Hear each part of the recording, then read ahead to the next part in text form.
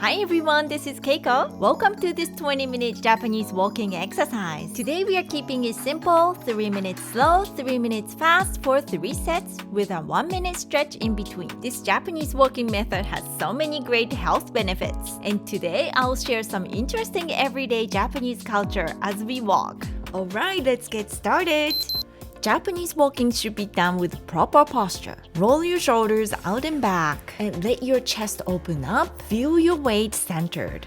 Not heavy on your feet. Imagine your whole body lifting up towards the ceiling. Keep your tummy a little tight and lift your knees softly. Let your arms swing naturally and evenly on both sides. Beautiful! How are you doing today?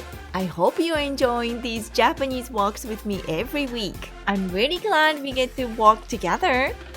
Today I want to talk about some everyday culture in Japan. Little things that are a bit different from other countries.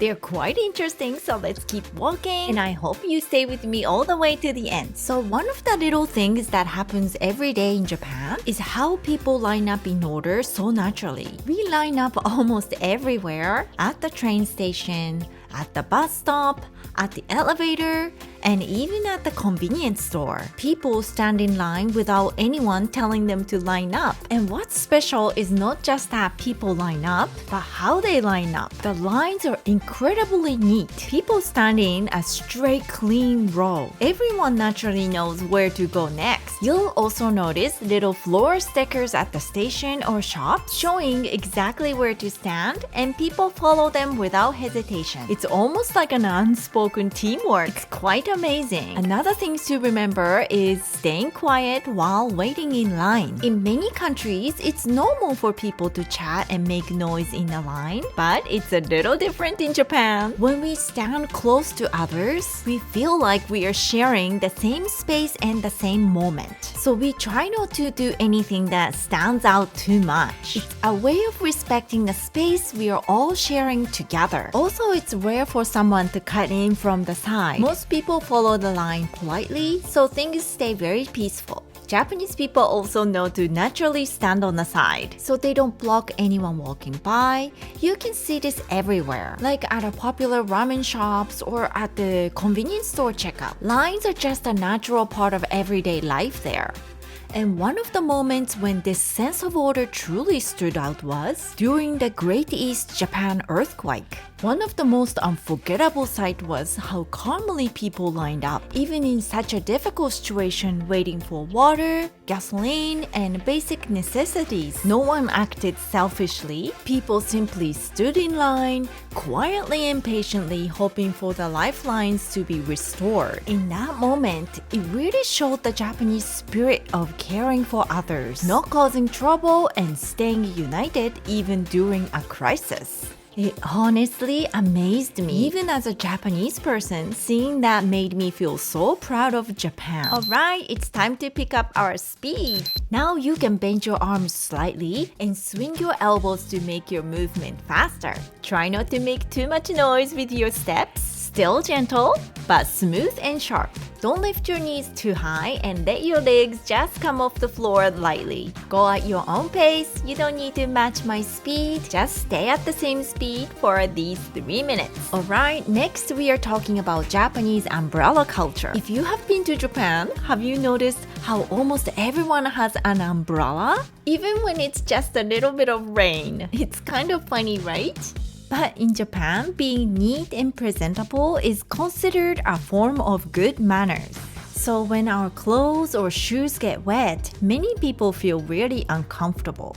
And also, when we are wet, we might accidentally get someone else wet too, which can trouble others. So people try to stay as clean and dry as possible. When it suddenly starts to rain, you can buy a clear plastic umbrella at any convenience store. Convenience store umbrellas are light, inexpensive, and clear. You can see in front of you really well. They are just very handy to have. But The sad part is there are so many lost umbrellas in Japan. Around 300,000 umbrellas are turned in as lost items every year. Especially the vinyl umbrellas from the convenience stores are forgotten a lot. So nowadays, rental umbrella services have become popular. You can borrow one anytime, and there are many locations where you can return it. Umbrella manners in Japan are pretty unique, and yes, we take them quite seriously. So the first thing is, when you're on a train, hold your umbrella in front of you, not to the side, so you don't get anyone's clothes wet. Trains get super crowded and space is limited, so it's good to remember this. Have you seen those special umbrella stands with locks? You can leave your umbrella safely and super convenient. But be careful, once the sun comes out, you totally forget you even had an umbrella. Oh, how many times I've had to go back. In some stores, they even give you a plastic bag to put your umbrella in, so the water doesn't drip everywhere. It might seem like a tiny hassle, but these little things are what keep Japan so tidy and organized. June is Japan's rainy season. The rain lasts for many days and sometimes it feels a little hard to get through, but people make it bright and fun with cute and pretty umbrellas.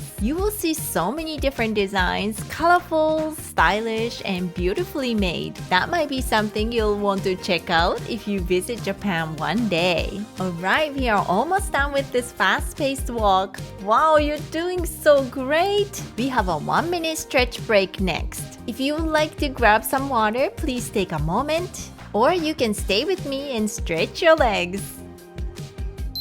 Great job! Okay, now place one heel down and straighten that leg. Then pull one foot behind you to stretch your calf muscles. Let's repeat. Here, gently bend your body and your opposite knee to stretch your hamstrings. For your calf, make sure the back knee is straight. Gently drop your heel down to the ground. Walking may look simple, but our body actually uses a lot of mobility to make each step smooth and safe.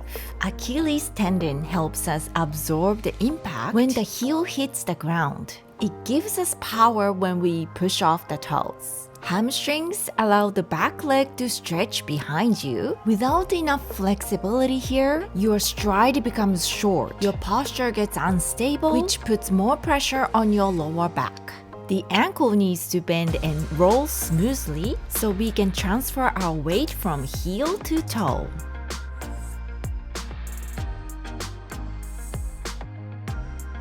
Perfect! Alright, let's get back into our 3-minute slow walk. Wow, we're already into our second set. We're doing so great. Next, I want to talk about something very Japanese. You might already know this, but we always take off our shoes at the entrance before going into the house. It's not something that depends on the family or the home. Honestly, I've never been to a house in Japan where people keep their shoes on. So this custom actually comes from the way traditional Japanese homes were built. Most houses had tatami floors, which are soft and delicate, so people try not to bring dirt or mud from outside into the home. Japan has always valued cleanliness and a clean living environment, so taking off your shoes became a natural part of everyday life. And even now, in modern homes with wooden floors, we still don't step inside with shoes on. That custom never disappeared. There's also the idea that the inside of the home is a special protected space, so people keep the outside world outside and enter the home in a clean, peaceful state. And in Japanese homes, there's a special area at the entrance called the genkan. It's basically a little zone just for taking off your shoes. In Western homes, the entrance usually goes straight into the room and it's all one flat space. But in Japan, there's a small step-up area. That little step creates a clear separation. It shows shoes stay down here and the clean space starts up there. It's like a gentle line between the outside and the inside. Another interesting thing is, the people naturally line up their shoes neatly. We turn the toes to face outward toward the door. This way, the shoes are ready for you to step into. The entrance, genkan, is also seen as the face of the home. If shoes are scattered around, it feels messy and disrespectful to the people who live there or visit. Lining them up and pointing them outward shows good manners and care. There's also a cultural mindset behind it. Even in samurai times, keeping your belongings in order was considered a sign of discipline. Samurai treated every item, their armor, clothing, and especially their swords with deep respect. They believed that the condition of their tools reflected the condition of their mind. So organizing things neatly was a daily discipline, a way to stay focused and prepared. So that mindset eventually carried into everyday Japanese life. Even our small everyday habits, like how we arrange our shoes, are shaped by these old Japanese traditions and history. Alright, how's it going, everyone? You're doing so great! Let's get ready to walk faster for the next 3 minutes. Let's do this! Next, I'm going to talk about daily greeting culture in Japan. Japanese greetings are not just about saying hi. The way you greet someone changes depending on your relationship with them. At school or work, people use polite language. But with friends or family, they speak more casually, so using the wrong style can be a bit rude. In Japan, parents and teachers put a lot of effort into teaching children to greet others properly, so they can grow up to be people who can give good, respectful greetings. The main idea behind Japanese greetings is to show respect to other person you're talking to. We don't suddenly jump into a very friendly greeting unless that person is already a close friend. People think about their relationship with the other person and choose the right words and the right way to approach them before speaking. It sounds complicated, but it's really just about adjusting the way you speak. Okay, let's learn some useful greetings. The word konnichiwa means hello in English, but we use it only during the daytime. Once it starts getting darker outside, we switch to konbanwa instead. So let's say it together. Daytime hello is konnichiwa, and nighttime hello is konbanwa. In Japan, the first greeting of the day is really important. We believe that a good morning greeting sets the tone for the whole day. Good morning in Japanese is ohayo when you are speaking casually to friends or family. But the polite way is ohayo gozaimasu. Ohayo gozaimasu. Ohayo gozaimasu. Okay, let's say it together. Casual good morning is ohayo, and polite good morning is ohayo gozaimasu. Great! Okay, the next one you might already know. Thank you in Japanese is arigato. You can say this casually to almost anyone. But if you want to use a more polite version, you say arigatou gozaimasu. Arigatou gozaimasu. Arigatou gozaimasu. Okay, let's say it together. Casual thank you is arigato, and polite thank you is arigatou gozaimasu. And one more, sumimasen. This little word is so useful in Japan. It can mean excuse me, I'm sorry, or you can use it to call someone politely. We can also use a small bow to show sumimasen without saying it. This little gesture tells people how you feel. It quietly tells the other person you're being polite or sorry. So if you're not sure what to say, just give a little smile and a small bow. Japanese people would really appreciate that. Okay, we are almost at our next 1-minute stretch break. You can grab some water or stay with me and stretch the upper body together. Keep your arms straight, make a big circle to open up your chest. Make sure you do the opposite direction. Start from the back, make a big circle forward. Outward circle, arms front and open them out to the sides. Inward circle, then open, close. Upper body and shoulder mobility are quite important for walking.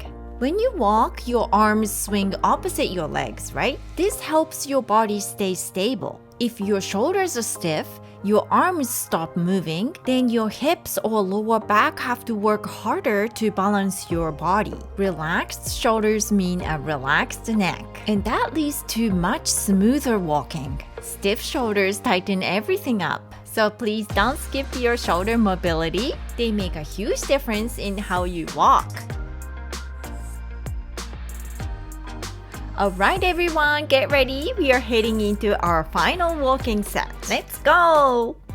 Now let's talk about Japan's floor sitting culture. In Japan, people have a long tradition of sitting directly on the floor. Even today, in many homes and at traditional events, it's still very common. After World War II, during Japan's rapid economic growth, Western culture and furniture styles started becoming popular. That's when chairs, sofas, and dining tables became more common in everyday life. But traditionally, Japanese homes were built with tatami floors and they had very little furniture. So people sat, ate, slept, and lived close to the floor.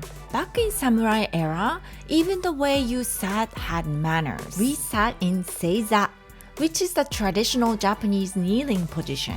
Also, traditional Japanese arts like the tea ceremony or playing instruments such as the koto were all practiced on the floor. I also grew up in a floor-sitting environment in Japan. When we ate, I had to sit in seiza, and I remember my legs going completely numb. But when we relax, there are other sitting styles too. Women often sat in a sideways position with both legs folded gently to one side. And men usually sat crossed legs, which is called agura in Japanese.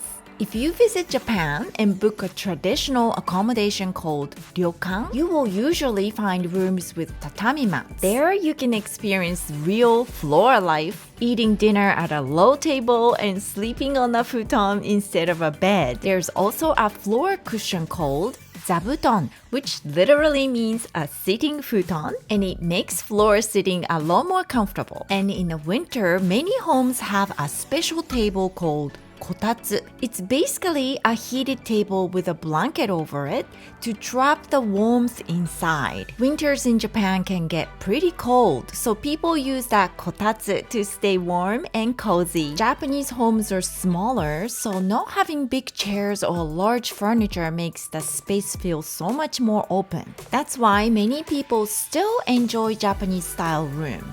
If you place a low table, then the room becomes a dining space. When you move it away and lay out a futon, it instantly becomes a bedroom. You can change the purpose of the room depending on the time of day, which is very practical, right? Tatami mats are made from natural igusa grass. It smells so good and the scent is said to have a calming, relaxing effect. Tatami has great cushioning, insulation, and humidity control, also known for being antibacterial. So that's why traditional Japanese rooms are still loved by many people in Japan today. Alright everyone, we'll start our 3 minutes of fast walking very soon. Let's finish strong together. The next topic is bath time culture. In Japan, bath time isn't just about washing your body. Soaking in warm water gives your body and mind such a peaceful, deep feeling of relaxation. In Japan, many people finish their day by soaking in a hot bath. Oh, I love it too. This bathing custom has a long history behind it, reaching all the way back to traditional temple practices. Monks purified their body and spirit through bathing, and that tradition eventually led to Japan's public bath culture. Public baths in Japan are called sento. They're basically neighborhood bathhouses where people go to warm up in hot water and wash their body. On the other hand, onsen means natural hot springs, and each onsen has different minerals and different health benefits. Some hot springs are great for joint pain and stiffness. They can help relax tense muscles and reduce inflammation. The warm water also improves blood circulation, which helps heal tired legs and recover from fatigue. Some minerals are good for the skin too. They can make your skin feel smoother, help with dryness, and calm small skin irritations. So depending on the spring, you can enjoy different health benefits for your body. Now let's talk about how to take a bath in Japan. Whether it's at home or at a public bath, we don't wear swimsuits. Everyone enters the water as they are. The first person to use the tub gets the cleanest water, and because the bath water is shared, everyone tries to keep it clean for the next person. That's why the basic rule is to wash your body before getting into the tub. For women, it's also important to tie up your hair so it doesn't go into the water. Small towels you bring for washing should never go into the tub either. These little manners help everyone enjoy a clean and relaxing bath time together. The washing areas usually have a little stool where you can sit down and wash your body and hair. You sit while washing so the water doesn't fall or splash onto others. It's a simple way to be considerate. Some people wonder public baths or onsen are dirty because everyone shares the water. Good question, but the water is always filtered to remove oils and dirt, disinfected and changed regularly. Japan has very high standards for bath water quality, so people can relax and feel safe when they go in. I know taking a bath in Japan can feel a little uncomfortable or scary at first, but if you get the chance, please try it. It's such a unique and amazing experience. Alright, we are almost finished. I hope this walk felt good for your body and enjoyed learning a bit more about Japan. Great job! Thank you so much for joining me and I hope you have a wonderful day. See you next time!